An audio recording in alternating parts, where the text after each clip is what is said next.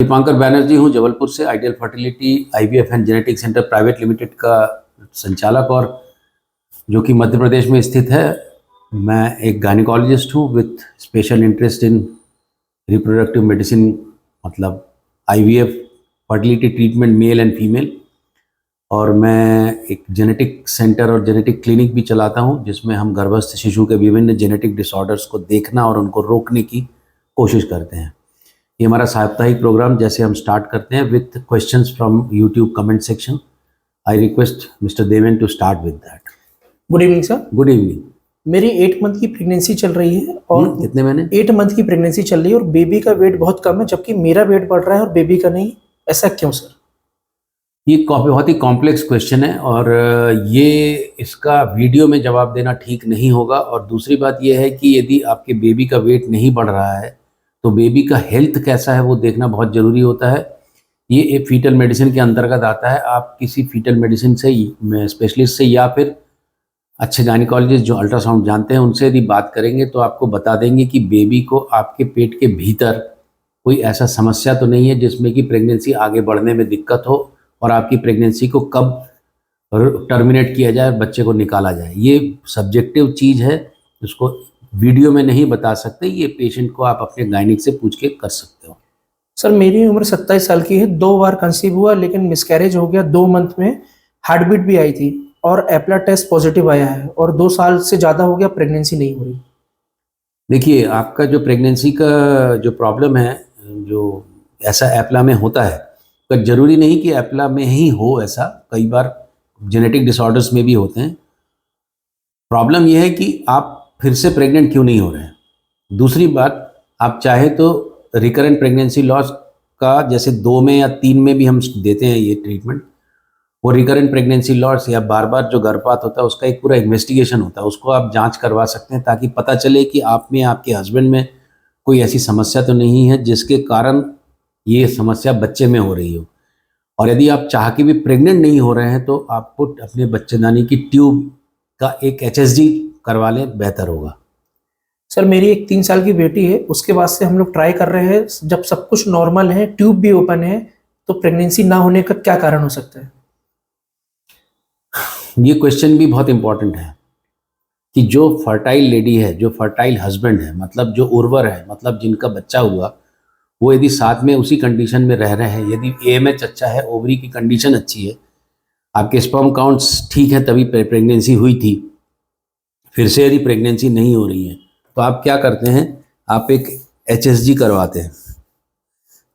उस HSG में जो ट्यूब होती है वो आप देखते हैं ट्यूब खुली है, आप बोलते हैं। तो यदि ये ट्यूब खुली है तो यहाँ से अंडा आके, स्पर्म जाके, दोनों मिलके यहाँ भ्रूण बना के फिर यहाँ बैठता है, तो ये हो जाना चाहिए था। तो यदि पति पत्नी के संगम के बाद यदि उनके बीज का संगम नहीं हो रहा, जो कि फैलोपियन ट्यूब में होता है, तो इसका मतलब ट्यूब यदि खुली भी है तो काम नहीं कर रही है। तो ट्यूब के 3 फंक्शन होते हैं, 3 काम होते हैं। एक होता है इसको पैसेज देना, दूसरा इस भ्रूण को खाना देना, क्योंकि एक फ्लोटिंग टेनिस बॉल जैसा है, और तीसरा इसको रोल करके भीतर बच्चेदानी में भेजना। इन तीनों फंक्शन में यदि कोई एक फंक्शन काम नहीं करती है तो खुले ट्यूब होने के बाद भी ये चीज़ नहीं होती। जब ये नहीं होगा तो प्रेगनेंसी नहीं होगी। प्रेगनेंसी तभी हो सकती है जब ये हो। तो थोड़े दिन आप ट्राई करके देख लीजिए। यदि ज़रूरत पड़े तो आप एक लेप्रोस्कोपी कर सकते हैं, IUI कर सकते हैं। बट यदि प्रेगनेंसी की बहुत चाह तो समय रहते बच्चा ज़रूर कर लेना चाहिए। ज़रूरत पड़े तो आप IVF में भी जा सकते हो। ये डिपेंड करता है आपके डिमांड के ऊपर। सर प्लेसेंटा पोस्टीरियर होने की कंडीशन में क्या ज़्यादा बेड रेस्ट करना ज़रूरी है? ऐसा कुछ नहीं है। प्लेसेंटा पोस्टीरियर में आपको परेशान होने की ज़रूरत नहीं है। प्लेसेंटा लो लाइंग या फिर प्लेसेंटा में जो बच्चेदानी होती है, उस बच्चेदानी में जो बच्चा है ये भीतर, उसके साथ में जो नाल है, वो नाल के साथ में ये जो प्लेसेंटा है, ये प्लेसेंटा, इसको कनेरी भी बोलते हैं, ये प्लेसेंटा एंटीरियर या पोस्टीरियर पर ये जो माउथ है जहाँ पर, यदि उसके पास तक नहीं है तो एंटीरियर पोस्टीरियर से कोई फर्क नहीं पड़ता।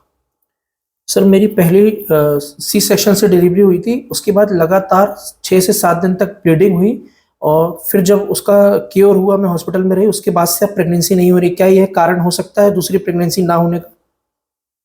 देखिए, कोई भी हम सिजेरियन करते हैं या पेट खोलते हैं तो कई बार जो बाहर की हवा और बाहर का एक्सपोजर होता है पेट के भीतर, उसमें हो सकता है कि ट्यूब में प्रॉब्लम हो, और उस ब्लीडिंग के कारण प्रेगनेंसी नहीं हो रही ऐसा नहीं होता। पर ये ब्लीडिंग तब प्रॉब्लम करती है जब बार बार हम लोग, ये चीज़ें किसी के साथ भी हो सकती हैं, और ये उसमें यदि ब्लीडिंग यदि हो रही है और यदि ट्यूब में प्रॉब्लम है तो आपको प्रेगनेंसी में दिक्कत हो सकती है। बेहतर है कि आप एक HSG करा लें, ट्यूब का एक एक्सरे करवा लें। सर 5th मंथ की सोनोग्राफी में लिखकर आया है लीकर इज डिक्रीज्ड, इसका क्या मतलब होता है? ऐसे क्वेश्चंस का डायरेक्ट वीडियो के थ्रू जवाब देना इज़ वेरी डिफ़िकल्ट, बिकॉज ये आपको जब तक हम डॉक्टर देखता नहीं है आप ओपिनियन नहीं दे सकता, और ये चीज़ें कई बार सब्जेक्टिव होती हैं, जो देख रहा है उसको समझ में आता है। तो बेहतर है कि आप अपने गायनिक से या आप सोनोग्राफी डॉक्टर से बात करें तो वो आपको ज़्यादा बेहतर सुझाव दे सकते हैं। सुनने और जुड़ने के लिए बहुत बहुत धन्यवाद। आपको यदि हमारे कंटेंट अच्छे लगते हैं, वीडियो के जानकारियाँ अच्छी लगती हैं, तो प्लीज़ चैनल को सब्सक्राइब करिए, इसको नोटिफिकेशन ऑन रखिए, चैनल के कंटेंट को शेयर करिए ताकि दूसरों तक ये बात पहुँचे कि हम आपको आपकी जानकारियाँ देने की कोशिश करते हैं। यदि आपके कोई सुझाव हो तो वो भी हम आपका स्वागत करते हैं। सुनने और जुड़ने के लिए बहुत बहुत धन्यवाद।